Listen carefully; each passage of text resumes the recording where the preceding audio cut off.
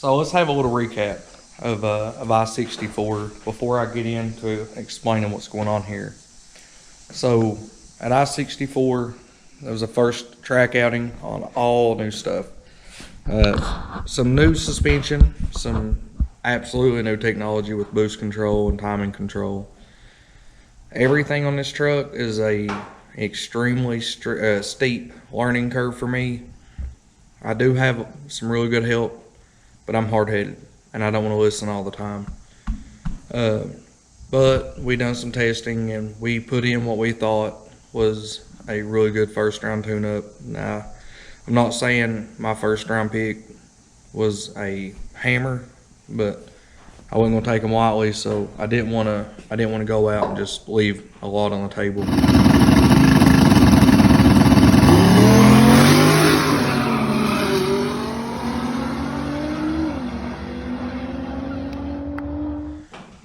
We went pretty quick. I didn't have a draggy turned on. I didn't want a data log.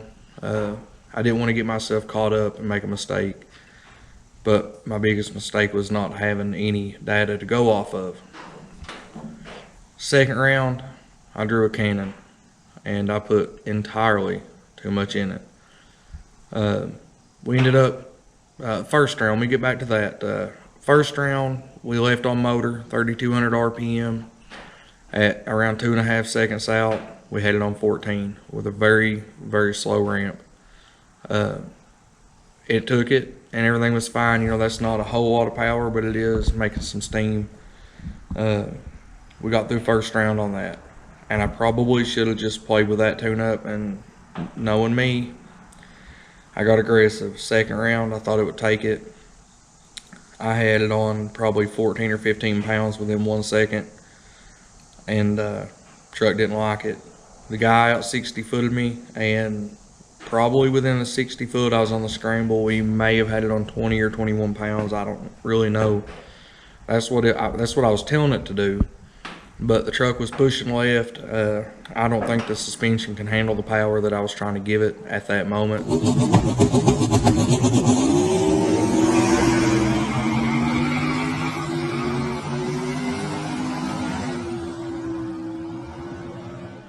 And it drove left. I couldn't get it to correct.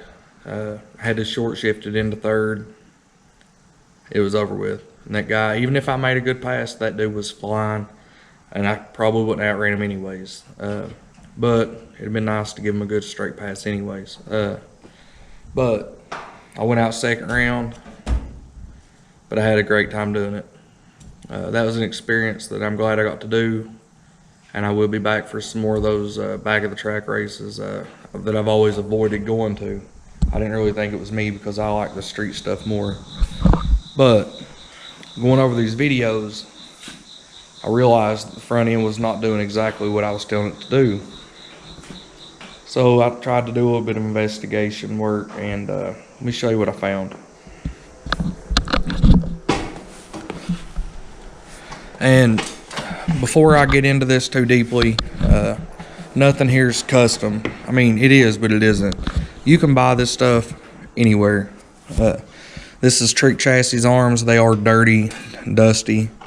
This is Treat Chassis. So is the lowers. Very, very high quality, lightweight stuff. I've been extremely happy with them. And by the way, these guys, when you order from them, they actually have your stuff to you in just a few days. There's no massive wait times. There's nothing like that. These guys, man, I love them. I also run Viking true coilovers coupled up top with a TRZ mount. Now that does away with the factory spring pocket. There is some details about that, but this is just the way I wanted to do it. You don't have to do it this way. It's just something I wanted to do. My problem is I only had 3 1/4 inches. Even with all this stuff, I only had 3 1/4 inches of up travel from my ride height. And the problem being was this ball joint angle. See if I can get it to move. But I guess that may be as far as it goes. But I'm limited on the angle.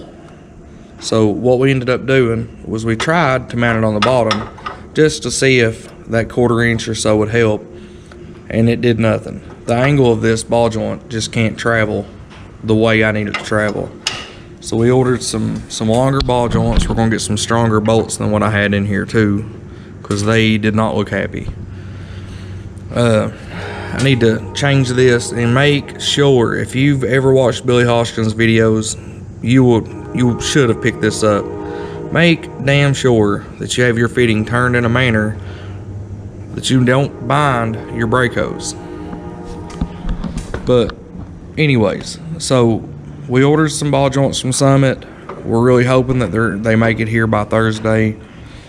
If the weather holds off, I get my ball joints in, we'll make a pass or two and actually data log what the truck is doing, with hopes that that it does exactly what we want it to do.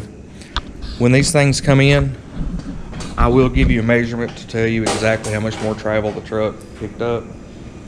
And I'll also, in the same video, we'll show you some data logs. And we'll show you exactly how fast the truck is. Obviously, I ain't gonna turn it wide open to do these passes, but I'll probably show you exactly how fast the truck is on 9 or 10 pounds. That way you have an idea of what happens later on when I hit it with 20 or more. Now this is a 383 small block. It is a 12.5-to-1 compression motor, and it does have a very small set of heads, very small cam. It's got a comp 280 HR. It's actually got solid roller lifters on it right now, but everything's small. That's not a high horsepower motor in its own. But I want to show you in the future of what can actually happen when you throw enough air down that intake. Y'all will have an idea. I ain't holding any secrets. You're going to know exactly what the truck does for the better part. I'm not going to be exact on ETs or mile an hour, but I'm giving you the recipe, guys. I'm telling you what's in this. Turbo 400 trans, 383 small block Chevy, S480, it's common stuff. But you got to make it work, and that's the problem I'm having right now. Is I got to make it work. I've got the right recipe. A lot of guys have the right recipe, but if you can't make it work, it won't do nothing. So hopefully Thursday I'll get back to you with another video of exactly what this suspension measures out. Right now we got like 3 1/4, so we'll see Thursday.